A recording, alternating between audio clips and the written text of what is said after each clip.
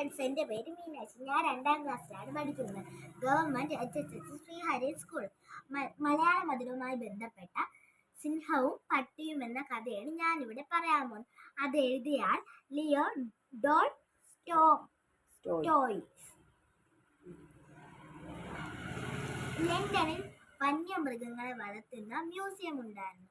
അവിടെ പണം കൊടുക്കണമായിരുന്നു ടിക്കറ്റിന്. അല്ലെങ്കിൽ ഭക്ഷിക്കാൻ സിംഹത്തിന് പൂച്ചേനോ പട്ടിയേനോ അവിടെ നൽകണമായിരുന്നു.